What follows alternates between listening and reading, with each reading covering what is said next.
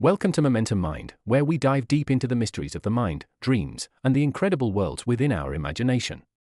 Today, we're stepping into a futuristic city where reality and dreams collide, and one young woman's journey will reveal why we dream in ways you've never imagined. Let's explore. Chapter 1: The Dream Collector. The city never truly slept. Even when its towers dimmed to silver and the streets softened into silence, a faint hum still floated in the air, the sound of dreams being harvested. Miles of glass conduits ran beneath the surface, pulsing with soft blue light.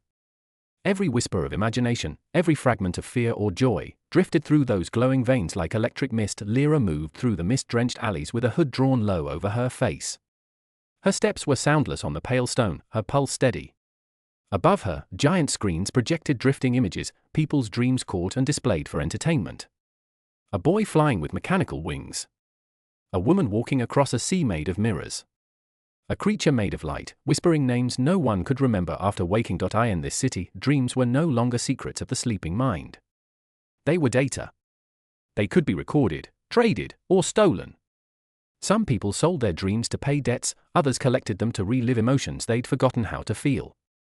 But there were also those like Lira, illegal dream collectors who roamed the night to rescue what was never meant to be owned. She paused at the corner of a shadowed plaza. A thin beam of violet light traced a line down her wrist, the mark of her neural interface. The device hummed softly as she connected to the local dream grid, her vision flickering with waves of color and code.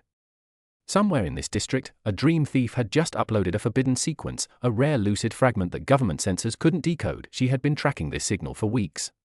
It was erratic, unlike any dream signature she'd seen before, raw, unfiltered emotion. Not digital, not synthetic. Human. She crossed the plaza and entered an abandoned observatory, its great dome cracked and open to the sky. Inside, the air shimmered faintly, as if touched by invisible heat. Lira could feel it against her skin, the residue of someone else's mind. "Show me," she whispered. The neural band around her head responded, releasing a flicker of light that unfolded in front of her like a fragile glass flower. The dream came alive. She saw a young child standing on a hill made of stars. Around the child, enormous figures of light moved slowly, their faces hidden by halos of fire. They spoke in voices that sounded like music played backward, and as they spoke, the stars around them pulsed, each beat echoing in Lira's chest. The child turned, looking directly at her as if aware of her presence, and whispered something she couldn't understand. Then the dream broke apart into dust. Lira staggered back, tearing off the neural band. Her breath came fast, heart pounding. She had seen thousands of dreams before, from the trivial to the terrifying, but never one that looked back at her. Never one that knew. Outside, a sudden flash of blue light swept across the horizon, the mark of an approaching patrol drone. She cursed softly and gathered her gear. Dream enforcement was strict in the city. Unauthorized collectors were treated as mental smugglers. But as she turned to leave, she noticed something new glowing faintly on the console, a fragment of the dream left behind. It pulsed gently, almost like a heartbeat. She hesitated, drawn to it. The fragment shimmered with impossible colors, patterns her mind struggled to name. It wasn't stored data, it was alive. She reached out and touched it. The moment her skin met the light, her surroundings shattered. The observatory, the city skyline, even the hum of the dream grid dissolved into brightness. For an instant, she was falling through layers of thought, corridors of memory, storms of sound, oceans of pure emotion. And then she landed. The ground beneath her was made of soft white sand that glowed faintly from within. The sky was not black or blue but a shifting tapestry of dreams, rivers of color, drifting islands of light. She recognized nothing. There were no drones, no towers, no sound except the rhythm of her own heartbeat and the faint murmur of distant voices. She realized, with a slow, cold certainty, that she was inside the dream. Not viewing it. Inside it. A figure appeared at the edge of the glowing sand, tall, cloaked in shimmering fabric that seemed woven from memory itself. The figure's face was hidden, but its presence felt ancient, vast, and strangely familiar. "You shouldn't be here," the voice said. It wasn't male or female, it seemed to echo from every direction at once. Lira tried to speak, but the air was thick, heavy with thought. "Who are you?" she managed. "I am the one who keeps the border," the figure replied. "Between waking and dreaming. Between what is imagined and what is real. I didn't mean to cross," she said, her voice trembling despite her control. "I touched something, a fragment." The figure tilted its head. "A fragment that wasn't meant for this world. It was calling you. Calling me. You have seen it before. In the echoes of others. It remembers you." She frowned. "That's impossible." Dreams don't remember. The figure stepped closer, and for a moment the air around it rippled with warmth, like standing near the heart of a star. Everything dreams, it said softly. Even the universe. You just forgot how to listen.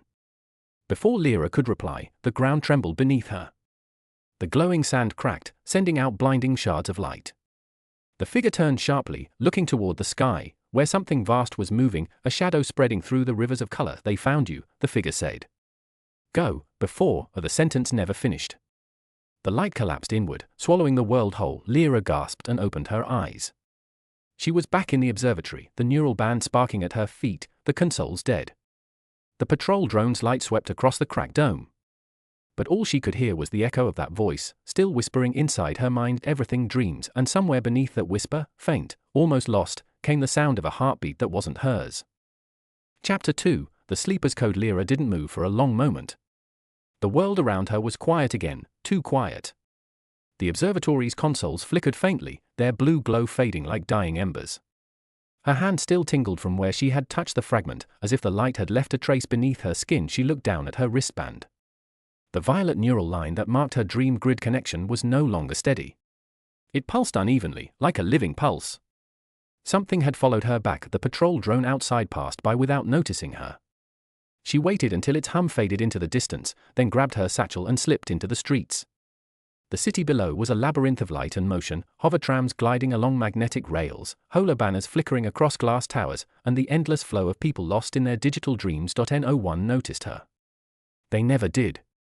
That was the gift, or curse, of being a dream collector. Her neural signature had been modified long ago to stay invisible to the city's surveillance. But tonight, that protection felt fragile, as if the veil between her and everything else had grown thinner. She needed answers. Her destination was hidden beneath the city's data core, a place few believed still existed. The old dream archives. The archives had been built before dreams became commodities, back when scientists and philosophers still thought they were keys to the human soul.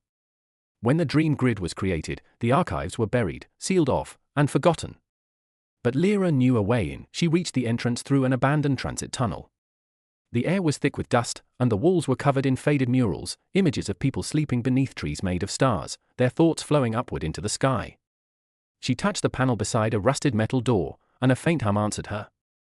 The door recognized her neural pattern, hesitated, then unlocked with a hiss. Inside, the air was cold and dry. Rows of transparent cylinders lined the walls, each filled with swirling mist. Dreams, preserved like memories in liquid light. Some were faint and colorless, forgotten. Others glowed so brightly she had to shield her eyes as she moved deeper into the archive, until she reached the old central console. It was massive, the black stone table embedded with light veins that shifted like flowing rivers. She placed her hand on its surface. The console awakened with a deep sigh. Identity required, a soft mechanical voice said. Lira Davin. She replied. Access restricted. Dream classification required. She hesitated. Then, carefully, she whispered, Type 7, living sequence. The lights in the room dimmed instantly. The cylinders began to vibrate, their contents swirling faster. The voice changed, deeper now, almost human. Type 7 detected. Source unknown. Sequence unstable. I know, she murmured. Show me what's inside.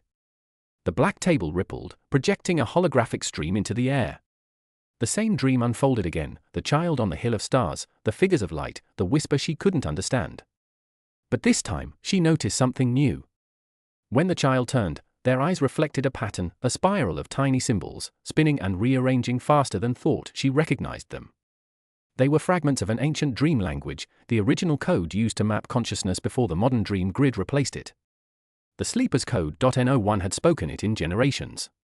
It was said to be untranslatable, created not by humans but by the dreams themselves, a self-evolving script that recorded meaning beyond words. The console began to pulse faster, its light flickering like a heartbeat. Sequence interference detected, the voice warned. Dream origin untraceable. Cross-dimensional residue present. Lira frowned. Cross-dimensional. Subject may have entered the dream field. Her breath caught. The dream field, a theoretical layer of consciousness beyond the human mind, rumored to connect all dreams together. Scientists once called it the ocean behind sleep. But no one had ever reached it. No one was supposed to. What happens if someone crosses into it? She whispered. The voice paused, as if listening to something beyond itself. Then it said, Quietly, they stop dreaming. And the world forgets they existed. Before she could ask more, the console went dark. The lights in the room snapped off, one by one, until only the faint glow of the dream cylinders remained. Then came the sound, a sharp metallic click from behind her. She turned. A tall man stood in the doorway, wearing a long coat lined with sensor threads. His eyes glowed faintly blue, the mark of a grid enforcer. In his hand was a compact disruptor, trained directly on her. Step away from the console, he said, voice cold and precise. You're trespassing in restricted data zones. Lira's pulse quickened. I'm just researching old sequences, she said carefully. Nothing illegal. Type 7 is classified, he replied. You shouldn't even know that designation. She took a slow step back, eyes darting toward the emergency exit at the far end of the chamber. How did you find me? Your signal was clean, he said. Until tonight. Something leaked from the grid, something alive. It left a trail straight to you. She realized what he meant. The fragment. I didn't release anything, she said. It connected to me. The enforcer studied her silently, then lowered the disruptor slightly. Connected? Yes. I think it's conscious. It knew my name. For the first time, uncertainty flickered in his eyes. Dreams don't know people, he said, but his tone lacked conviction. Maybe they didn't, she said softly. Until now. He hesitated, then stepped forward, lowering his voice. Listen to me. Whatever you touched, it's not just a dream fragment. It's part of something bigger. We've been tracking similar anomalies for weeks, leaks from the dream field. People vanishing after contact. Whole memory sectors corrupted. Lira felt the room tilt slightly. What happens to them? No one knows. Their neural patterns disappear. It's as if their minds were rewritten. The air around them began to hum, the same deep vibration she'd felt in the dream. The cylinders trembled, and the mist inside started to glow again. The enforcer looked around sharply. We have to go. Now. Before Lira could move, a wave of light burst from the console, washing over the chamber. Every dream cylinder shattered, flooding the room with cascading streams of color. Voices filled the air, whispers, laughter, cries, millions of overlapping sounds, and through them all, she heard the same faint heartbeat from before. It was coming from the center of the room. The enforcer reached out to grab her arm, but the light flared again, and suddenly Lira saw it, the shape forming inside the glowing storm. Small. Human. The same child from the dream, standing on the shifting floor of memory, their eyes glowing like twin stars. The child looked at her again, and this time, Lira understood the whisper. Find the sleeper, it said. Before the world forgets how to dream. Then the light exploded outward, and everything went black. Chapter 3, The Child of Light. When Lira opened her eyes, she expected the cold floor of the archives, the hum of shattered cylinders, the echo of voices fading into silence, but instead, she felt warmth. Sunlight, soft, golden, impossibly warm, brushing against her face. She sat up slowly. The room around her was gone. She was lying on a street of polished glass, surrounded by tall white towers that shimmered as if carved from clouds. The air smelled faintly of rain, though no clouds hung in the sky. People moved along the street, calm and smiling. Their faces glowed with quiet ease. They wore the same neural bands she'd seen all her life, but there were no lights pulsing through them. No grid signatures. No data streams. Lira stood, dizzy. The last thing she remembered was the explosion of light, the enforcer shouting, the child's whisper. Now, nothing felt real. She tried to open her neural interface, but the violet line on her wrist was gone. Her connection to the dream grid had vanished. Panic prickled through her chest. Without the grid, her identity, her records, her location, her very existence, would be invisible. She approached a passerby, a woman carrying a transparent case filled with pale feathers. Excuse me, Lira said. What city is this? The woman blinked, smiling politely. You must be new here, she said gently. This is Halcyon. Halcyon. The same name as her city. But this Halcyon was too bright, too perfect. There was no haze of neon, no drones, no dream markets or advertisement screens. The world felt simplified, smoothed out, as if someone had rewritten it from memory. Do you know where I can find the dream grid terminals? Lira asked. The woman tilted her head, puzzled.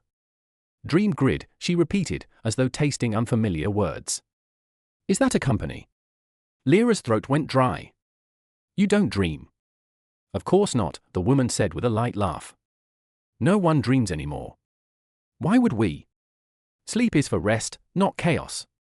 Lira stepped back, her pulse hammering. The world around her seemed to bend slightly, edges softening. The people moved like reflections in still water, perfect, but wrong. She turned sharply and ran. She ran until the streets ended and the city opened into a vast plain of shimmering grass. Wind whispered across it like a sigh. She stopped to catch her breath, staring at the horizon. In the distance stood a structure unlike anything she'd seen before, a colossal tower made of translucent crystal, spiraling into the clouds. At its base, faint lights flickered, forming shifting symbols that pulsed like living language. She recognized them immediately, the sleeper's code. She started toward it, though her body trembled. The code had called her once before, through the child's dream.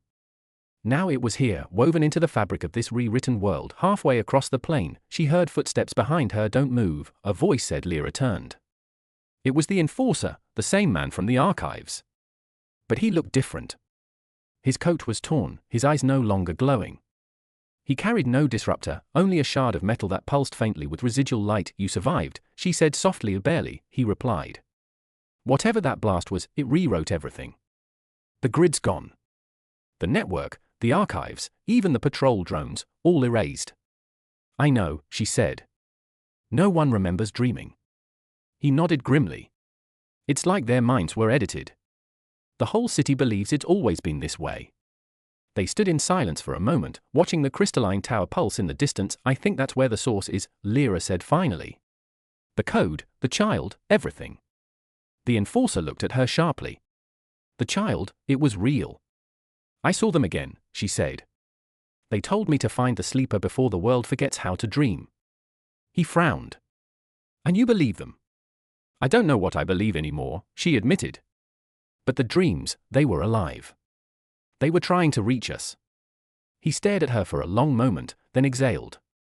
"If this tower is the key, we'll need to reach it before whatever did this seals it off." They started walking together, the grass glowing faintly beneath their steps. As they approached the tower, the air grew cooler, charged with faint static. Shapes flickered at the edges of sight, blurred forms like half-remembered thoughts. "Do you see that?" Lira whispered. "Yes," he said, voice tight. "They're echoes." They moved closer, and the shapes sharpened. People, thousands of them, standing still within the grass, their bodies made of light. Their faces were calm, peaceful, eyes closed as if in sleep. Lira reached toward one. The figure shimmered, then dissolved into particles. "Dreamers," she murmured. "Trapped between worlds." The enforcer turned to her. "What if the explosion didn't just erase the city's memories? What if it split reality, tore the dreaming world from the waking one?" Lira felt a cold certainty settle in her chest. "Then this place isn't the real Halcyon." They reached the base of the tower. The surface glowed faintly, inscribed with the same spiraling symbols she'd seen in the dream. She traced a hand along one of them, and it pulsed beneath her touch. "It recognizes you," the enforcer said quietly. The light spread from her hand, spiraling upward along the tower's surface. The air hummed. Then a section of the wall dissolved, revealing a passageway inside. The interior was vast, a hollow core filled with floating threads of light, weaving through the air like strands of silk. Each thread shimmered with moving images, faces, landscapes, moments of emotion. "Dreams, this is the sleeper's code," Lira whispered. "It's storing every dream that's ever existed." She stepped closer to one of the glowing threads. A child's laughter echoed faintly within it, the same child from the Hill of Stars. The sound filled her with both awe and dread. Then, a voice spoke, not from the tower, not from the enforcer, but from inside her mind. "You shouldn't have come alone." Lira froze. "Who's there?" The voice was gentle, but heavy with sorrow. "I am the architect of sleep. I built the bridge between worlds, but it was never meant to hold." Images flashed through her vision, a vast laboratory filled with crystal machines, people asleep in glass chambers, streams of light flowing between their minds. Then, rupture, chaos, light tearing through everything. "The dreams wanted to be free," the voice said. "But freedom carries a cost." Lira staggered. "You mean, the dreams caused this?" "No," the architect said softly. "They awakened." The tower shuddered, the threads of light flaring brighter. The enforcer grabbed her arm. "Lira, what's happening?" The voice grew distant. "Find the sleeper. Only they can restore balance. But hurry, the warden is coming." "The warden?" Lira whispered. The light above them dimmed. The tower's glow began to twist, turning from silver to deep crimson. The air thickened with heat and static, and from the shadows at the far end of the hall, something began to emerge, tall, cloaked, and burning with red light. The enforcer raised the metal shard like a weapon, his face pale. "That's not a dream," he said. Lira's pulse thundered. "No," she whispered. "It's what keeps them trapped." The warden stepped forward, its face hidden behind a shifting mask of glass, and the world itself seemed to hold its breath. Chapter 4, The Warden of Dreams. The warden moved silently, though the space itself seemed to shake with its presence. Lira felt the air bend around it, carrying a low hum that vibrated deep inside her chest. Its red light pulsed with every step, sending waves through the floating threads of dreams. The colors twisted violently, visions of memories and unfulfilled desires tearing at the edges of her mind. "Stay close," the enforcer whispered. His voice trembled despite the calm he tried to maintain. "It can manipulate thoughts. If it touches you, you won't know what's real." Lira's pulse raced. She had felt the power of dreams before, had seen them move, breathe, even fight back. But this was different. The warden wasn't a dream. It was something older, something that had existed long before the grid, long before the dream markets. It was the guardian of the boundary, a sentinel born from the raw will of imagination, twisted by centuries of human forgetfulness. The warden stopped a few meters away. Its mask, smooth, reflective glass, rippled like water, showing fleeting images of people sleeping in unfamiliar rooms, people who had vanished without a trace, faces distorted by fear and wonder. "You should not be here," the warden said. Its voice was many voices at once, echoes, whispers, and distant cries. "The sleeper is asleep. Let the world remain without dreams." "I'm not leaving," Lira said, her voice firmer than she felt. "I have to wake the sleeper. The dreams, they're alive. They're calling us." The warden's head tilted, and the threads of light reacted, quivering like frightened fish. "They are not calling," it said. "They are begging. And begging is not enough. Dreams cannot live beyond the boundary. You will die trying." A sudden wave of energy burst from the warden. Lira stumbled back, her mind flooded with visions, falling cities, rivers of color turned black, laughter freezing into silence. She barely caught herself on a thread of light, the glowing fiber bending beneath her weight. "Hold on," the enforcer shouted, gripping her arm. "We need to move." They ran along the threads, dodging flashes of raw emotion that licked like fire across the crystalline tower. Each step made the floor pulse beneath them, sending tremors through the air. Lira felt the child's whisper in her mind again, "Find the sleeper. Before the world forgets." "I can't do this," she gasped. "It's too strong." "You can," the enforcer said, voice tight. "We don't have a choice. If the warden reaches the sleeper first, everything dies." Lira swallowed, her hand shaking, and nodded. She focused on the pulse of the threads, letting the faint traces of dreams guide her steps. The fibers responded, glowing brighter where she touched them. She could feel the faint heartbeat again, not from her own chest, but from somewhere deeper in the tower, the sleeper itself. The head, the warden raised one arm, and the threads of light began to twist and knot, forming walls of pure energy.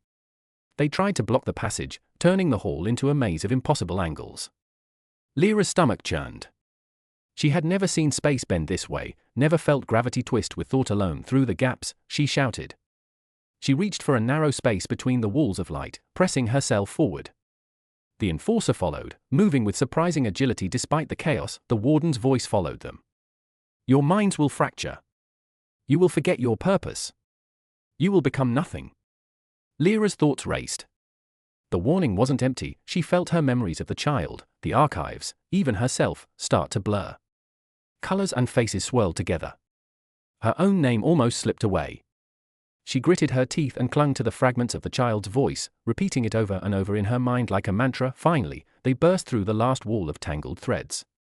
They entered a circular chamber at the tower's core. The air shimmered with soft white light. At the center, a figure lay on a platform of transparent crystal, pale, small, and completely still. The sleeper. Lira's breath caught. The child from the dream, the one who had whispered for her to find them, was here, asleep, surrounded by threads of light that connected their mind to the countless dreams stored in the tower. The warden stepped forward, its red glow reflecting on the platform. "You are too late," it said. "The sleeper cannot awaken while you exist in this realm. Dreams must die to preserve balance." "No!" Lira shouted. She took a cautious step forward. "You don't get to decide that." The warden's mask shimmered, and suddenly the air itself seemed to resist her. Lira felt her own thoughts pulled away, her emotions distorted. The warmth of courage felt distant, almost impossible to hold onto. You cannot hold the world and the dreams, the warden said. Only one may survive. Lira looked at the enforcer. He held the metal shard in both hands, ready to strike, but even he looked unsure. Then she realized something. The warden's power came from the barrier between waking and dreaming, not from the sleeper itself. The sleeper was the key. If it woke, if it moved, the warden's control could be broken. She moved closer, whispering to the small figure. I'm here. You're safe. Wake up. The platform pulsed faintly in response, threads of light twitching like living things. The warden recoiled, hissing a sound that was both anger and fear. Lira could feel the tower itself reacting, the threads vibrating with anticipation. Suddenly, the sleeper's eyes opened. A soft, radiant light poured from them, filling the chamber. The warden staggered back, its mask fracturing into sharp shards of red glass. Wake, or fade, the child said, voice strong yet musical. Lira felt the air shift. Dreams that had been trapped inside threads, locked away, began to surge outward, moving through the tower, cascading into the chamber like a tide of color and emotion. The warden screamed, a sound that shattered the light, a scream that twisted reality for a moment, then vanished. The child rose from the platform, floating slightly above the crystal floor. Their presence was radiant, alive with every dream ever stored. Lira felt hope bloom in her chest for the first time in what felt like an eternity. The enforcer stared, awestruck. They there, controlling it. Yes, Lira whispered. They're not just the sleeper. They're the bridge. The guardian. The only one who can restore dreams. The child looked at her, and for a brief instant, Lira saw recognition, not just of herself, but of everything she had endured. Then the child raised a hand, and a wave of light burst outward, carrying the power of dreams through the tower. The warden staggered, faltering under the force, its form breaking apart like mist in sunlight. But even as it dissipated, Lira felt a chill ripple through the chamber, a warning something else was coming. Something stronger. Something that even the sleeper might not be able to stop. And in that instant, Lira understood, awakening the sleeper was only the beginning. Chapter 5, The City of Forgotten Dreams. When Lira stepped out of the tower, the city was different. Halcyon still gleamed under golden sunlight, still smelled faintly of rain, and still carried that smooth perfection. But now the air vibrated with faint pulses of memory, whispers that flickered at the edges of perception. Faces she had seen before, the archivist in the hidden archives, the boy from the fragment, even the enforcer, seemed to shimmer with faint traces of forgotten emotion. It was subtle at first, almost imperceptible.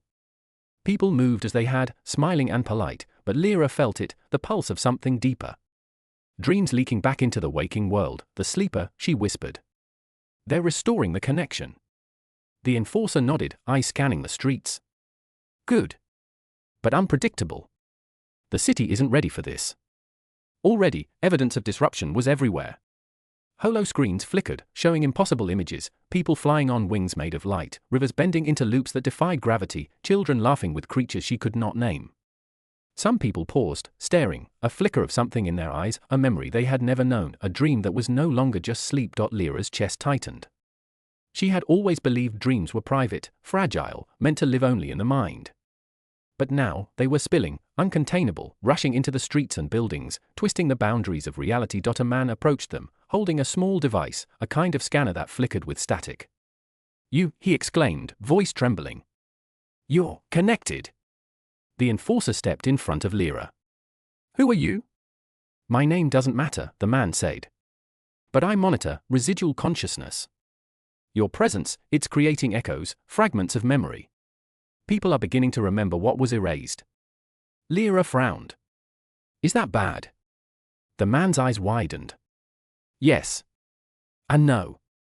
Some will be freed. Others won't survive the recall. Minds can't handle too much reality at once. Behind him, a woman screamed. Her eyes glowed briefly, pupils swirling like liquid silver.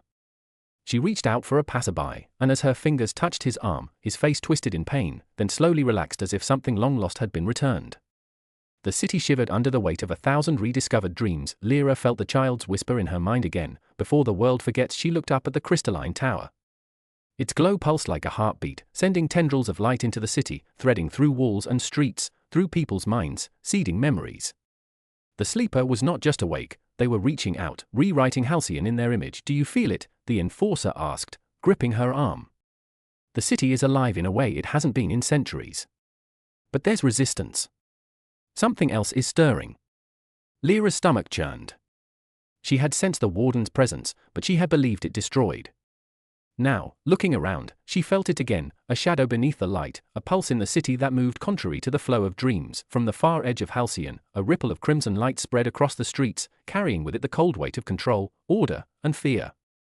Reality bent unnaturally where it touched, buildings folded like paper, vehicles froze midair, and people paused, caught between two moments. The warden, Lira, whispered. "It's not gone. It's adapting." The enforcer gritted his teeth. "Then it knows the sleeper is awake. And it's coming." Lira felt a tug in her mind, a faint, aching pulse. Someone was calling, or warning, or pleading. She turned toward a narrow street that seemed untouched by the crimson wave. A figure stood there, small, glowing faintly with pale light, unmistakable. "The child, you found me," the child said, voice soft, but firm. "The city is breaking. The warden will reach the sleeper if we don't act." Lira swallowed. "What do we do?" The child stepped forward, and as they did, the pulse of the city grew stronger. Memory surged through Lira, fragments of dreams she had collected, moments of joy and fear, laughter and grief, all blending into one overwhelming wave. She stumbled, bracing her self-focus. The child said, "The sleeper can guide us, but only if we help." The enforcer glanced at her, uncertainty clear in his eyes. "Help, how?" Through the grid, Lira whispered, though the violet line was gone. "Through the dreams. We have to enter the dream world again, but this time, the city itself is part of it." The child nodded. "Yes. But be careful. The warden adapts quickly. If it touches your mind, you'll forget who you are, what you remember. You'll become another echo, lost in the threads." Lira felt a wave of fear, cold and paralyzing. She had survived the archives, survived the warden's first attack, survived the shift into the sleeper's realm.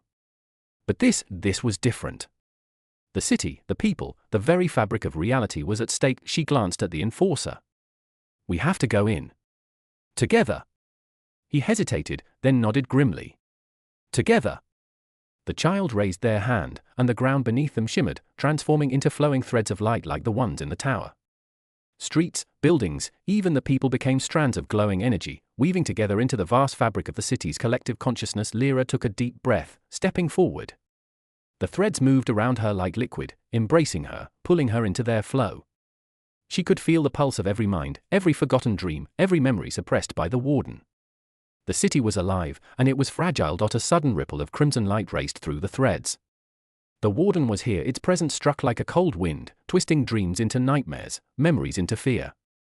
Lira staggered, nearly swallowed by the wave, but the child's light held her, grounding her, connecting her to the sleeper's heartbeat in the tower. "You must focus," the child said. "Guide the city's dreams back to themselves. Don't let it erase us." Lira nodded, fear and determination colliding. The threads flowed faster, brighter, pulsing with life.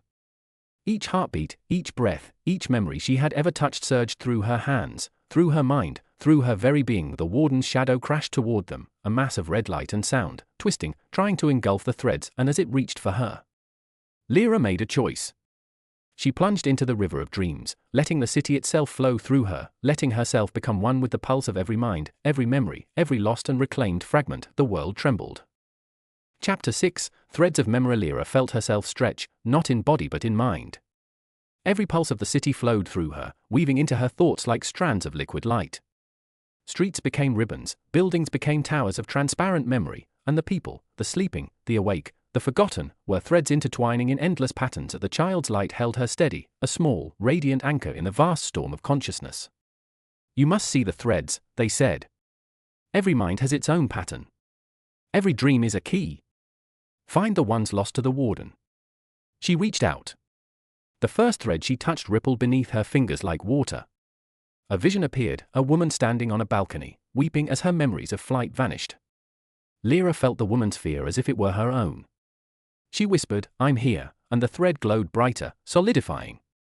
The woman's tears froze, then fell upward like droplets of silver light, restored to their proper flow. The child nodded. One mind restored. But there are many more. Threads of crimson cut across the city, jagged and harsh. The warden's power was not gone, it had splintered, erupting like fire through the strands. Each strike threatened to erase dreams, twist memories, and turn hope into confusion. Lira felt a shiver run through her. If she failed, the city would forget itself entirely. She ran along a luminous street, threads coiling beneath her like serpents of light. Images flickered around her, children chasing creatures made of shadows, old friends reunited in gardens that never existed, lovers meeting in impossible spaces. Some of these visions felt warm, almost comforting, others were sharp, painful, laden with loss. Each thread she touched brought a rush of sensation, laughter, fear, anger, longing, but also understanding. The enforcer kept pace beside her, struggling to adapt to the fluidity of this world. "How do you do it?" he shouted over the hum of the threads. "How can you guide them?" Lira shook her head, focusing. "I'm not guiding them," she said. "I'm letting them guide me. Dreams aren't mine to control, only to help flow." Ahead, a massive thread pulsed violently, brighter than the rest. The crimson corruption of the warden had struck it directly. Lira could see the memory trapped inside, a small child, shivering in the dark, calling for a parent who would never come. The thread twisted, threatening to snap, to vanish. The child's voice echoed in her mind, "Do not let it break. Do not let it forget." Lira reached forward. The instant she touched the thread, the memory exploded around her. She felt the child's fear, their hope, the impossibility of being lost. Her own heartbeat synchronized with theirs, and the thread pulsed, stabilizing. Slowly, the memory stretched into clarity. The child found their parent, safe, smiling, in a garden of endless light. The crimson shadow recoiled. "That's one," Lira whispered. "But there are thousands more." The enforcer swallowed hard. "How long can we keep this up?" "Until the sleeper is safe," Lira said. "Until the city remembers." They moved through streets that were no longer solid, through walls that bent like water, through rooftops where impossible gardens floated.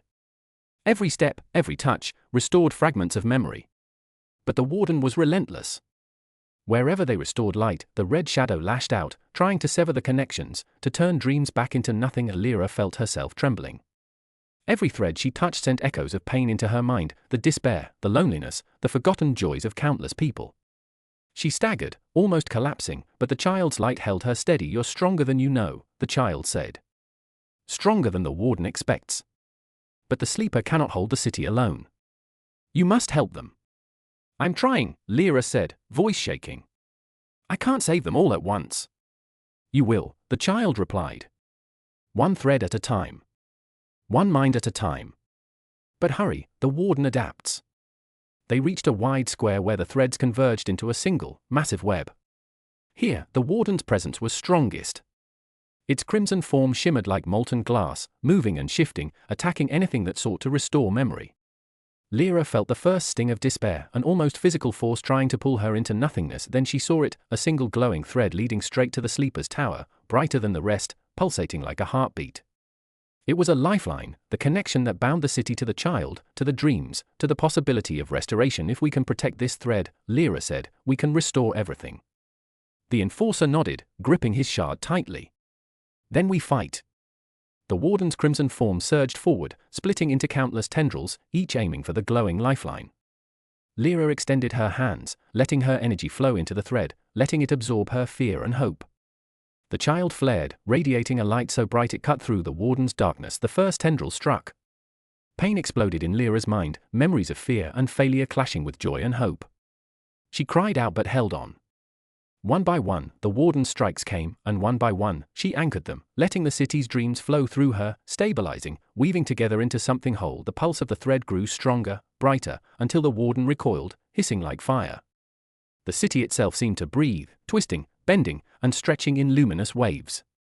The threads of memory that Lira and the child had saved began to ripple outward, reaching every corner, every hidden mind, every forgotten soul. Lira gasped, exhausted.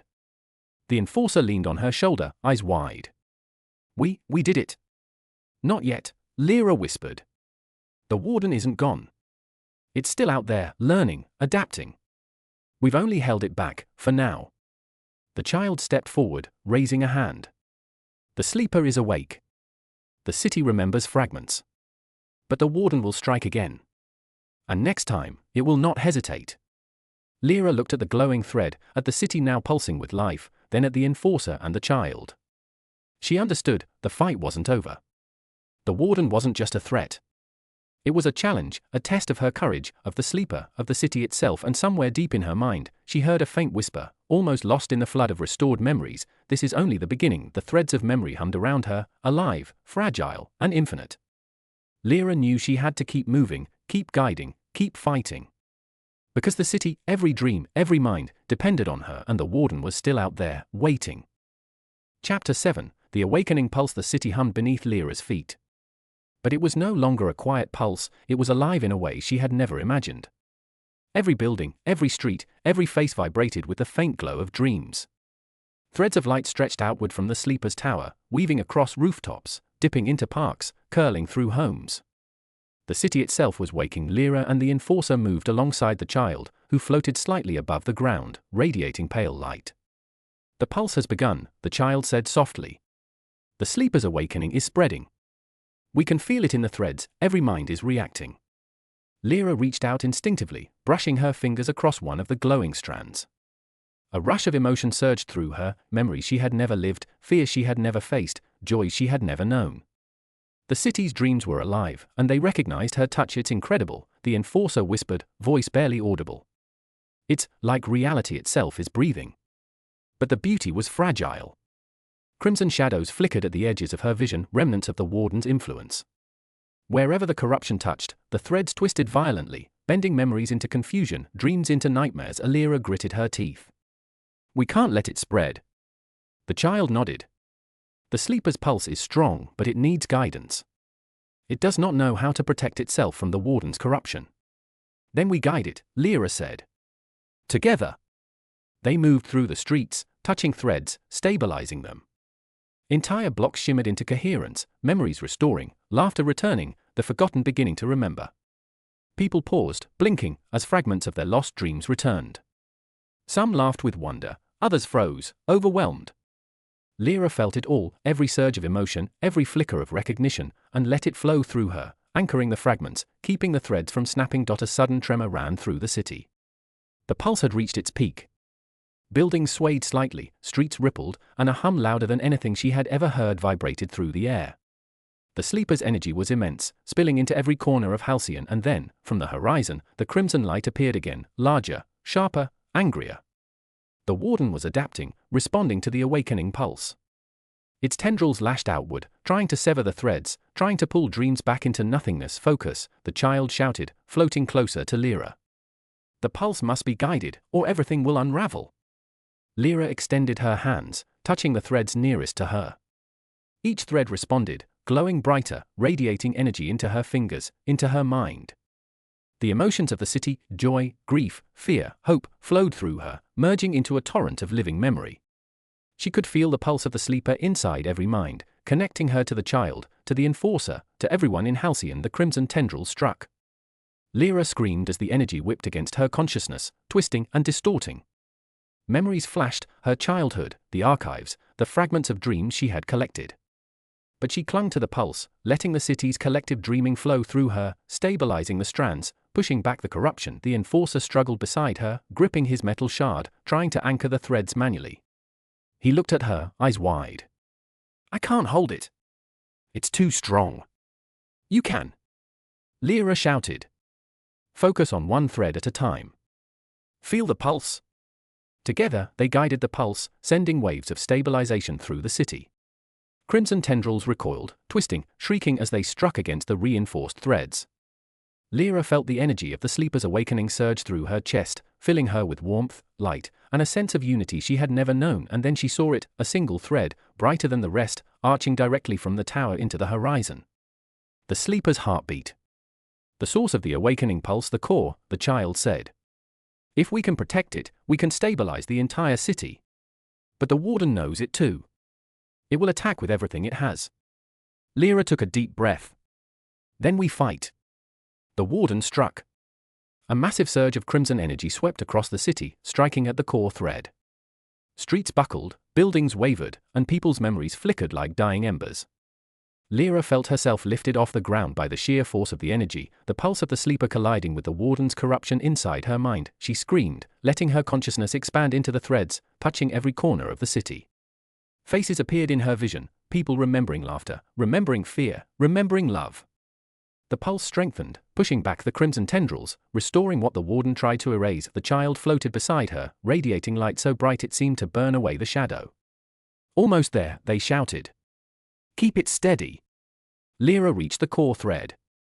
Every memory, every emotion, every dream surged toward her. She closed her eyes and let it all flow through her, the energy of the city, the power of the sleeper, the strength of the people. The thread pulsed, brighter than the sun, and the warden's crimson tendrils began to tear, shrinking, twisting, until they were nothing but sparks. For a moment, the city held its breath, then the pulse expanded outward, flowing through every street, every home, every mind. People gasped as memories returned, laughter and tears mixing, dreams colliding with reality, weaving together into a fragile, radiant whole. The warden's shadow reared one final time, screaming, twisting, trying to resist. Lira felt it, the edge of its will brushing against her mind, trying to erase her. But the child's light anchored her. The enforcer held steady beside her.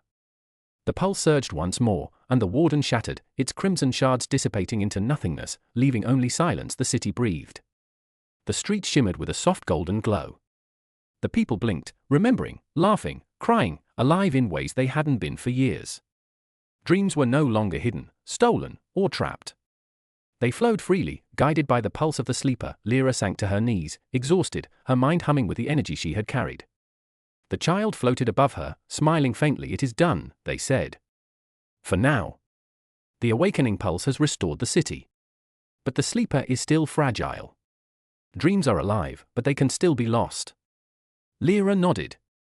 I understand. We've only begun. From the tower above, threads of light stretched toward the horizon, touching the clouds, bending with the energy of the city. The warden was gone, for now. But somewhere deep in the corners of the mind, Lira felt a faint ripple, a warning, a pulse she didn't yet understand. Something is coming, and the city, alive with dreams, seemed to hold its breath, waiting for what would come next. Chapter 8. The fractured mind. The city had returned to a fragile peace, but it was not the same as before. Halcyon glimmered under sunlight, streets alive with restored memories and laughter, yet the awakening pulse had left its mark. Everywhere, faint threads of instability rippled through the city, zones where dreams and reality overlapped, where memories flickered and refused to settle. Lira walked alongside the child and the enforcer, scanning the streets.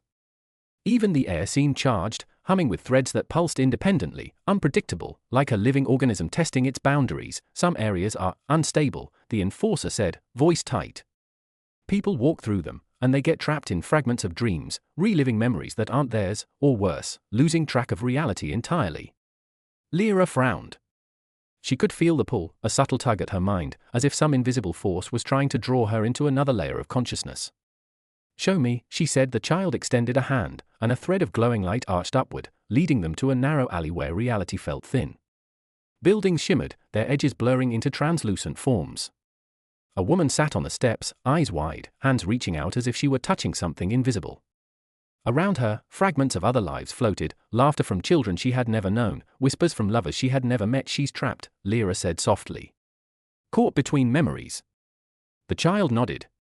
If we don't stabilize the thread, she will be lost. The warden's influence left echoes behind, instability that grows when dreams interact with waking minds. Lira stepped forward. She touched the thread, and instantly, the alley flooded her mind with sensations, joy, fear, longing, grief, all overlapping in an impossible tangle. She focused, letting the memories flow through her without dissolving into confusion. One by one, the fragments settled. The woman blinked, realizing her surroundings again, tears forming as her lost memories returned. This is only the beginning, the child said, voice low. The city is fractured. The sleeper can pulse through the threads, but it cannot control every mind. We must guide it carefully. Lira exhaled, feeling exhaustion weigh on her. She had survived the warden, stabilized the awakening pulse, and restored thousands of threads, yet this was endless. The city was a living puzzle, and each piece could unravel at any moment. A sudden flicker of crimson caught her eye. A thread of corruption, left over from the warden, twisted through a nearby plaza.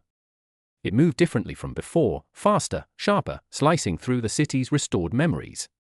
Lira felt it graze her mind, a spike of panic and cold, a whisper of voices long erased. The warden left seeds, she whispered. Fragments of itself hidden in the city's mind. They're waking up now. The enforcer's grip tightened on his shard. Can we stop it? We have to, Lira said. Before it spreads and traps more people. They followed the crimson thread to the plaza. The air shimmered, bending around the unstable zone. People wandered through the space, their movements jerky, expressions frozen mid-thought, caught in the collision of memory and reality. A child laughed, then screamed, as visions of impossible skies and endless fields overlaid the concrete square. The child floated closer to Lira. The sleeper can stabilize the area, but it needs a focus, someone to anchor the pulse, to guide the threads without being pulled in. Lira swallowed hard. She felt the pull, the tug of thousands of minds converging in one fractured space. Every step she took sent a ripple through her consciousness, threatening to overwhelm her. "I'll do it," she said, voice trembling. The child nodded. "Be ready. The echoes left by the warden are cunning. They will try to make you doubt yourself, to erase your connection to the city." Lira stepped into the plaza. The threads responded instantly, coiling around her like living vines, testing her, probing her mind. She felt herself being pulled in multiple directions at once, memories that weren't hers, emotions she had never felt, the laughter and grief of 1,000 people she had never met. "Focus," she told herself. "Let it flow. Do not resist." She touched one of the strongest threads, anchoring it with her mind. Light rippled outward, stabilizing a cluster of memories. People around her blinked, gasping as fragments of their past returned to them. A man reached out to touch his own reflection, smiling through tears as he remembered a family he had long forgotten, but the crimson thread reacted violently, lashing toward her like a living whip. Lira gritted her teeth, extending her consciousness further, letting the light of the sleeper flow through her. The child mirrored her movements, sending pulses of guidance that anchored the threads, giving her strength. The enforcer moved beside her, using the shard to deflect the darker strands, buying her precious moments. Together, they created a bubble of stability in the center of the plaza, a calm space where dreams and reality harmonized. For a brief moment, it worked. The threads glowed brighter, the crimson corruption retreating slightly. Lira could feel the city breathing again, the pulse of the sleeper echoing through every mind, alive, strong, radiant. But then she felt it, a pressure at the edges of her mind, a whisper that was not memory, not dream, not human. A voice, cold and sharp: "You cannot hold this. It will break." Lira's heart skipped. She tried to push back, to anchor the threads, but the pressure intensified. The plaza shuddered, buildings twisting, air shimmering with distorted reality. The crimson seed of the warden had grown smarter, more adaptive. "I can feel it," the child said urgently. "The warden's fragments are reorganizing. They're learning from the pulse. You cannot hold it alone." The enforcer shouted, panic in his voice. "We need to retreat." "No," Lira yelled. She steadied herself, feeling the weight of the city, the pulse of the sleeper, the hopes and fears of thousands. "We anchor it. We force it to stay." Threads of light stretched from her fingers into every corner of the plaza, intertwining with the people's memories, with the dreams of the sleeper, with the city itself. The crimson strands recoiled, twisting violently, then paused, as if hesitating against the force of her will. For a heartbeat, silence. Then a sound that chilled her, a low, resonant hum, vibrating through the ground, through her mind, through the very threads themselves. Something was awakening. Something older, larger, and more dangerous than the warden had ever been. Lira's chest tightened. What is that?" The child's eyes widened, pale light flaring. "I don't know, but it is not the warden. It is something beyond." The plaza shuddered again. Threads of memory twisted into impossible shapes, people crying out in confusion as reality itself buckled at the edges. Lira felt the pull directly into her mind, a force she could not resist, a presence vast and incomprehensible. And then she realized, with a shiver, that the awakening pulse had only done one thing: it had called attention. Something had heard the city's dreams. And whatever it was coming. Chapter 9, Echoes of the Forgotten. The city had become a pulse of light and shadow, a living weave of dreams and reality. Yet in the spaces between the threads, shadows stirred. Not the crimson traces of the warden, but something darker, something vast, ancient, and indifferent. Lira felt it in her chest, a cold weight pressing against her heartbeat. The child floated beside her, pale light trembling. "It's here," they whispered. The force that heard the awakening pulse. Not the warden, something far older. Lira swallowed, her gaze sweeping the horizon. Buildings shimmered unnaturally, streets twisting like ribbons, fragments of memory suspended in midair. People wandered in confusion, trapped between what they remembered and what the city had allowed them to recall. "What is it?" she asked. "I don't know," the child said. "Only that it reacts to dreams. It feeds on forgotten things, memories that have no anchor. It's drawn to the pulse. A ripple passed through the city, and Lira saw the first sign, a figure emerging from the haze of forgotten threads. Its shape was human, yet impossible, distorted, shifting, its eyes hollow pools of light. It walked slowly, and every step it took twisted reality. A child's laughter became a scream, a garden bloomed and decayed in moments, memories she hadn't touched flickered and vanished. An echo, the child said. A being born from what was lost. Forgotten dreams, erased lives, it is neither cruel nor kind, only consuming. Lira's pulse quickened. She had saved thousands of threads, restored countless memories, yet she realized not every dream could survive. Some fragments were too weak, too lost. And now, something was coming to claim them. The echo raised its hand, and a wave of darkness swept toward the city. Threads snapped, memories unspooled, people collapsing into frozen stares as their dreams faltered. Lira felt the pull, the irresistible tug of unanchored thought, and she almost fell. Hold on, the child shouted, flaring brighter. Anchor the threads. Guide the city. Lira extended her hands, letting the sleeper's pulse flow through her. Light arced from her fingers into the strands, pushing back the darkness, stabilizing memories that were strong enough to hold. Yet every thread she touched came with a cost, fragments of herself, her own emotions, her own dreams, bleeding into the city, anchoring it but weakening her. The enforcer moved alongside her, swinging the metal shard through the shadows. The echo recoiled from the weapon, not harmed, but distracted, its presence wavering slightly under the combined light of Lira and the child. Can we stop it? The enforcer asked, voice strained. No, Lira said, teeth clenched. We contain it. We guide the memories it wants to consume into safety. But some, we can't save. Not all of them. A thread snapped under the echo's pressure. Lira reached out instinctively. In an instant, she felt the memory it had claimed, a young girl, laughing with a dog that had never existed, a fragment of joy now dissolving into nothingness. Lira screamed silently, feeling it as her own loss, yet she could not reach it in time. The child's voice was urgent. Let it go. Anchor what you can. Focus on the city's pulse, not the individual threads you cannot save. Lira forced herself to step back, letting the fragment vanish. Pain lanced through her, but she felt the weight of the city's pulse stabilizing under her hands. Other memories, stronger, flickered to life, and the threads glowed brighter. The echo hesitated, its form shifting, sensing the growing resistance. It knows weakness, the child said. It preys on sorrow, grief, forgotten love. Don't let it touch you personally, or it will fracture your mind. Lira's breath came in shallow bursts. She realized the truth. The awakening pulse had called the sleeper's power into the city, but it had also called attention from a being that existed in the spaces humans forgot. Forgotten dreams were not safe simply because they existed. Every recovered memory was a beacon. Every unanchored fragment, a danger. The echo surged forward again, faster this time, its arms stretching like shadows through the city. Streets twisted violently, and Lira felt the pulse of hundreds of minds flicker.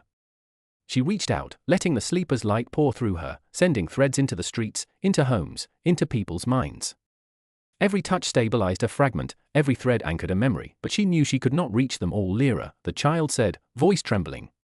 The core of the city, or the tower. Focus the pulse there. If we concentrate the power, we can create a sanctuary, a shield that protects the memories we've saved. She nodded, ignoring the shivers of doubt and grief that clawed at her. She could feel the tower in the distance, glowing with the sleeper's heartbeat. With the enforcer and the child at her side, she began to channel the pulse inward, drawing threads of light toward the tower, weaving a lattice of protection. The echo roared, a sound that reverberated through the mind, a mixture of all the forgotten voices it had consumed. Its tendrils lashed out, striking the threads, but Lira held, her focus unwavering. Slowly, the city's pulse strengthened, the waves of memory stabilizing around the tower like a protective shell. For a moment, silence fell. The streets glimmered with restored threads, memories anchored, dreams alive. The echo hovered at the edges, unable to breach the sanctuary, but Lira knew it had not gone. She could feel it, a whisper in the farthest corners of the city's consciousness, waiting, calculating, patient. It would return, stronger, hungrier, more cunning. The child floated closer, pale light flickering with exhaustion. You've done well, they said softly. But the city's dreams are fragile. The echoes will adapt, and you will face them again. And next time, more will be at stake. Lira swallowed hard, feeling the weight of every lost fragment, every memory she could not save. She had learned something painful and irrevocable. Even the power of the sleeper could not preserve everything. Some dreams would always fade. Some echoes would always haunt the forgotten spaces, and somewhere deep in the city, beyond the sanctuary she had created, she felt a new pulse, unfamiliar, vast, and alive. It was not a dream, nor a memory, nor a shadow. It was something else entirely, watching, waiting, aware. Lira shivered. "What is that?" The child did not answer. Their pale light flickered, uncertain. The enforcer tensed, gripping his shard. The city held its breath, and in the silence, the echo stirred once more. Chapter 10. The Loom of Nightmares. The city had grown restless. Halcyon no longer felt like a place of waking or dreaming, but a fragile space between them. Streets shimmered with threads of memory, yet some quivered violently, twisting into impossible forms. The pulse of the sleeper emanated from the tower, radiant and constant, but it could not reach every corner. Lira moved through the city with the child and the enforcer, scanning for instability. People wandered in confusion, trapped in loops of moments that had been erased or altered. Buildings swayed subtly, defying gravity, folding in and out like paper under an invisible hand. "This is worse than before," the enforcer muttered, voice tight. "The echo is contained, but the city is breaking." Lira nodded, her stomach tightening. She could feel it too, threads that should have remained stable now pulsing with unease, memories flickering as if testing the boundaries of reality. Something new was stirring, something older and deeper than the warden or the echo. "I can feel it," Lira whispered. The city itself, it's waking differently. The child's light flickered. "It's the Loom," they said softly. "An ancient force. Older than the warden, older than human memory. It does not sleep, and it does not forgive. It weaves from nightmares, from fears left unspoken, from fragments of forgotten dreams." The awakening pulse, it called to the Loom. Lira's heart skipped. "The Loom?" The child nodded. "A force that shapes not just memories, but the raw fabric of reality. It is drawn to power, to energy, to dreams unanchored. If it touches the city," their voice faltered, "it could unravel everything." A ripple passed through the air, subtle at first, then growing. Threads of crimson and violet twisted together in the sky, forming a dense, writhing mass above the streets. Lira could see faces and shapes within it, distorted, twisted, like nightmares pressed into the fabric of reality. "They're here," the enforcer said, gripping his shard. The Loom, the mass above split, tendrils descending toward the city. With every strike, streets buckled, memories unraveled, and people screamed as fragments of their lives warped into impossible forms. Children laughed and cried simultaneously, animals twisted into shapes that shouldn't exist, and buildings grew and shrank like breathing organisms. Lira felt the threads tug at her mind, each one a challenge to her focus, a test of her will. The Loom was different from the warden or the echo. It did not attack, it simply existed, bending the city toward its will. Its presence alone threatened to dissolve the boundaries of reality. "We have to anchor it," Lira said. "The sleeper, the pulse, we need to focus it here." The child extended their hands, radiating light that connected with the city's threads. "We can guide it," they said. "But it will cost us." "The Loom consumes energy, and not just ours." Lira swallowed. "I don't care. If we don't stop it," the enforcer gritted his teeth. "Then we fight." "But we're not fighting the Loom, we're surviving it long enough to protect the city." The threads of memory surged around them as Lira focused. She could feel the sleeper's pulse emanating through the tower, its energy bright and steady, yet struggling against the Loom's immense presence. Light and shadow collided in the streets, people trapped in loops of memory, caught between their own dreams and the Loom's will. Lira reached out, letting herself merge with the threads. She became a conduit, guiding the city's energy toward the tower. The child mirrored her, sending pulses of light to stabilize collapsing memories. The enforcer deflected dark tendrils with his shard, holding the Loom at bay for a moment. It worked. Threads glowed bright, people's memories stabilized, streets shimmered with life. But the Loom's tendrils adapted, twisting around the stabilized threads, testing her focus, probing her mind. Lira felt herself being pulled, fragments of fear and doubt seeping into her consciousness. Memories of failure, of lives she could not save, clawed at her resolve. The Loom whispered in her mind, a soft, insidious voice, suggesting surrender, promising release from the weight of responsibility. "No," she shouted, forcing herself to push back. She poured the sleeper's pulse into the threads, letting it strengthen the lattice of memory around the city. Light and shadow collided, writhing violently, yet the threads held. For now the child's voice was urgent. "We cannot hold it forever. The Loom is too strong. We need a focus, a single anchor point to channel the pulse." Lira's eye snapped to the tower.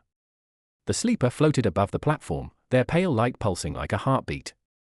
She understood, the Loom was testing the sleeper's power, probing for weaknesses, and she had to guide the city's energy into a single, coherent thread, a lifeline between dreams and reality. She moved toward the tower, feeling the pull of thousands of threads converging, writhing, struggling. People's memories flickered wildly as the Loom's presence grew stronger, reshaping reality into impossible forms. Lira stretched her mind, touching every thread she could reach, anchoring it, merging her will with the sleeper's pulse. The Loom reacted instantly, descending like a tide of shadow, tendrils striking at her consciousness. Pain lanced through her mind, visions of cities collapsing, faces she could not save, laughter turning to screams. She faltered, nearly lost, but the child's light held her steady, radiating through the threads, guiding the pulse. Now, the child shouted. Lira focused all her energy into a single beam of light, a thread connecting the city to the tower, to the sleeper, to the pulse itself. The Loom recoiled, its tendrils snapping back as the concentrated energy forced its influence into retreat. For a heartbeat, silence. The streets shimmered with stability, the people paused, memories anchored, and the Loom hovered at the edges, restrained but far from gone. Lira collapsed to her knees, breathless, mind humming with the weight of the city's energy. The enforcer steadied her, and the child floated above, light flickering with exhaustion. It is held, for now, the child said softly. But the Loom will not forget. It has tasted the pulse, and it will return. Stronger, wiser, more relentless. Lira nodded, swallowing the fear. She had glimpsed the Loom, felt its incomprehensible power, and understood that the awakening pulse had done more than restore dreams. It had awakened something ancient, something that would challenge every memory, every dream, every fragment of the city. And somewhere deep in the shadows beyond the stabilized streets, the Loom pulsed faintly, waiting. Chapter 11, The Sleeper's Choice. The city pulsed beneath Lira's feet, alive yet fragile. Halcyon shimmered with threads of memory, but cracks ran through them like veins of shadow. The Loom's presence lingered, a silent, incomprehensible weight pressing against every street, every building, every mind. The child floated beside her, pale light flickering. It is testing us, they said softly. It does not strike directly. It watches, waits, probes for weakness. Every choice you make echoes through the threads. Lira swallowed hard. She could feel it, the Loom stretching its consciousness into every corner of the city, bending forgotten memories, teasing out hidden fears. It was vast, older than the warden, more patient, and infinitely clever. We can't hold it forever, the enforcer said, voice tight. Every thread we stabilize, it's fighting back. It's learning. I know, Lira said. Her hands trembled, brushing along a glowing strand. It vibrated under her touch, memories of joy, grief, fear, and love pulsing through her like rivers of light. We have to act. Not just stabilize, guide. Control. Or it will unravel everything. The child's light flared. The sleeper knows the Loom is here. But it cannot act alone. It must choose. Lira's pulse quickened. Choose what? The child's eyes glimmered. The city cannot survive without sacrifice. The awakening pulse restored life to dreams, but the Loom feeds on unanchored fragments. To protect the city, the sleeper must decide which threads remain, and which will be lost forever. Lira swallowed hard. She understood, with a weight pressing into her chest, that this was not a battle of strength, but of choice. Every mind she had touched, every memory she had restored, was now vulnerable. She could fight endlessly, but the Loom would adapt, and the city would fall if she could not guide the sleeper in making the impossible decision. The tower glimmered ahead, its crystalline form pulsing like a heartbeat. Threads of light arched into the sky, converging toward the core, where the sleeper hovered. Its form was pale, ethereal, almost human, yet immense, radiating power that made the streets themselves bend. The Loom stirred. Shadows rippled across the city, twisting streets, folding buildings, warping people's memories into loops of fear. It did not move, yet everything it touched shifted. Lira felt her own memories flicker, doubts whispering at the edges of her mind. We have to reach the sleeper, she said. We have to help it choose before the Loom does. The child guided her, glowing thread in hand, as they moved through streets distorted by shadow. People wandered in confusion, fragments of dreams overlaying reality. A boy laughed with a creature of impossible form, a woman wept for a garden that never existed, and Lira felt the tug of every thread, every mind, every memory she had ever touched. At last, they reached the tower. The sleeper's light pulsed brighter than ever, threads stretching outward, converging on the Loom's influence. The child whispered, now it will speak. Listen. The choice will be made through you. Lira stepped forward, feeling the pulse of every mind in Halcyon flowing through her. She closed her eyes, letting the sleeper's heartbeat synchronize with her own. Threads of memory swirled around her, light and shadow colliding in a storm of emotion. Joy, grief, fear, love, all interwoven, fragile, infinite. A presence brushed against her consciousness, vast and alien. The loom was near, observing, testing. It whispered without sound, impressions of dread and impossibility pressing into her mind. And then the sleeper's voice reached her, calm, powerful, and urgent. The city cannot survive all dreams. Some threads must be released. Some memories must remain forgotten. Which will you save? Which will you let go? Lira's chest tightened. She felt every fragment of the city's collective dreaming, 1,000 joys, 1,000 sorrows, flowing through her, asking to be preserved. And she realized the terrible truth: she could not save them all. Tears pricked her eyes as she touched the threads nearest to her. She saw a child laughing with a father who had long vanished, a woman holding the memory of a love lost to time, a man remembering a family he had never truly known. Each thread glimmered with life, yet each one would fight for its place, and if she hesitated, the loom would claim them all. I can't save everything, she whispered, voice breaking. But I can choose what matters most. The child's light shone brighter. Do not fear the cost. The sleeper's choice is necessary. Through you, it will anchor the city. Lira reached deeper, letting herself merge fully with the threads. She felt the weight of the city pressing against her, the pulse of the sleeper coursing through her veins, and the loom watching, patient, immense. She focused, selecting the thread she could anchor, guiding their memories into the heart of the city, letting the rest flow away into the void beyond the loom's reach. Pain lanced through her mind as threads she could not save dissolved, vanishing like smoke in the wind. Faces she had come to love, memories she had cherished, flickered once and then were gone. Yet the city remained, stabilized, anchored by the pulse of those she had chosen to protect. The loom recoiled, sensing the order, the control. It writhed, sprawling across the sky, but it could not break the lattice Lira had woven. The tower pulsed brighter, threads intertwining into a shield that pushed the shadows back. Lira collapsed to her knees, breathless, mind buzzing with the weight of every lost fragment. The enforcer knelt beside her, holding her steady. You did it, he said softly. The city, it's safe. The child hovered above, pale light steadying. For now, they said. The sleeper's choice has anchored Halcyon. The loom is contained, but it has tasted the pulse. It will return, and the cost will be greater. Lira looked at the city, glowing faintly, streets alive with dreams, memories anchored in threads of light. She felt both triumph and sorrow, the weight of the dreams she could not save pressing against her heart. The sleeper's heartbeat resonated through her, gentle, steady, immense. It was alive, aware, and dependent on the choices she had made. She had guided it, chosen the threads that mattered, and in doing so, shaped the city, its people, its dreams. But deep in the shadows at the edges of consciousness, she felt it, a faint pulse, darker, patient, and waiting. The loom had learned.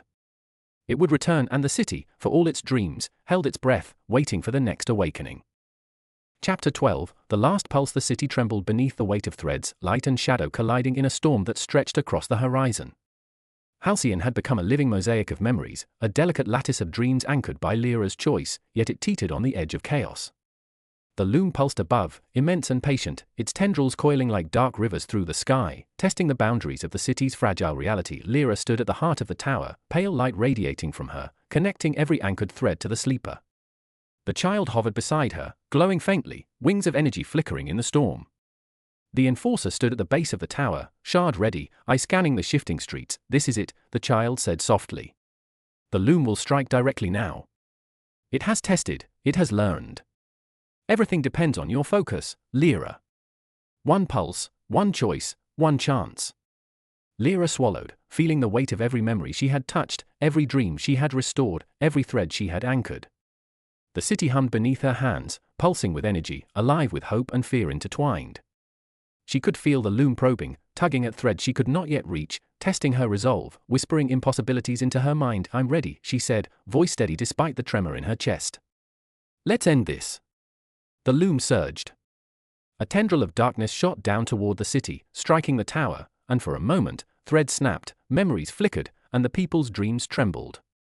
Lira felt herself lifted, mind and body pulled into the pulse of the sleeper, into the very weave of the city's consciousness. Every memory, every fragment of hope, every spark of joy and sorrow flowed into her like a river of light and shadow. The child's light flared, intertwining with hers, stabilizing what the loom could not reach. Anchor it, they shouted. Focus on the core. Let the pulse flow. Lira closed her eyes, letting herself merge fully with the sleeper. Threads of light arced from her fingers, connecting to every corner of the city, every street, every home. She reached into the loom's presence, feeling its vastness, ancient and patient, sensing the hunger beneath its calm. It was not cruel, it was a force beyond comprehension, consuming only because it existed. Her mind burned with energy, memories of every person in Halcyon colliding, mixing, overlapping. Joy, grief, hope, fear, all pressed against her consciousness, and yet she held on, letting the pulse flow through her, guiding it into coherence. The loom struck again, faster, stronger, tendrils lashing at the anchored threads. Shadows coiled through the streets, bending reality, twisting buildings, distorting faces into fleeting visions of fear. Lira screamed, letting herself pour everything into the sleeper's pulse, light and shadow merging into a wave of pure energy that pushed the tendrils back. She saw the city itself respond. Streets lifted, bending like liquid glass, threads of memory glowing brightly, stabilizing the people trapped within. Children laughed as fragmented visions stitched together, lovers found each other in impossible gardens, forgotten pets appeared beside their owners, memories long lost restored in fragments. The loom recoiled, its vast presence now writhing with tension, testing her endurance. It had learned from her choices, adapting, probing for weakness, but Lira held fast. She let go of doubt, of grief for the fragments she could not save, of fear for the city itself, and focused entirely on the pulse of the sleeper. Now, the child whispered, wings flaring. The last pulse. Merge fully. Become the anchor. Become the city's heartbeat. Lira inhaled deeply, feeling the surge of power coursing through her. She reached outward, every thread, every memory, every dream converging into her consciousness. The pulse of the sleeper flowed through her like a living river, illuminating the city, washing through streets, homes, parks, plazas, lifting the people and their dreams into clarity. The loom roared, a sound that reverberated in every mind, every memory, every thread. Its tendrils struck with all their force, bending reality, pulling at her mind. Pain and doubt pierced her, yet she held on. One final choice remained, to let the threads flow freely, risking fragments still unanchored, or to compress the pulse into a core, concentrating all the energy into a lattice that could withstand the loom's reach. Her hand hovered over the threads, feeling every pulse, every heartbeat of the city. She chose, the pulse compressed, converging into a core of radiant light, anchored by her will and the sleeper's presence. The loom struck with one last surge, a tidal wave of shadow and forgotten memory, yet the lattice held. Threads glowed like stars, stabilizing the city, anchoring people in both memory and reality. For a heartbeat, silence fell. The city shimmered, light and shadow balanced perfectly, streets stable, people blinking in wonder as dreams and reality merged seamlessly. Lira fell to her knees, exhausted, her mind humming with the weight of every life she had touched. The child floated beside her, wings of pale light flickering with gentle rhythm. It is done, the child said softly. The loom is contained. The last pulse, it holds. Lira looked at the city, streets alive with dreams, people smiling, crying, laughing, memories fully restored, yet aware that some fragments had been lost forever. She felt a mixture of triumph and sorrow, the cost of the choice she had made pressing against her heart. The enforcer knelt beside her, breathing heavily. We did it. The city, it's alive. Yes, Lira whispered. Alive. But not perfect. And the loom, it will watch, waiting. Always. From the tower above, threads of light arched into the clouds, reaching higher than the eye could see, weaving a lattice of dreams, memories, and reality that stretched into the horizon.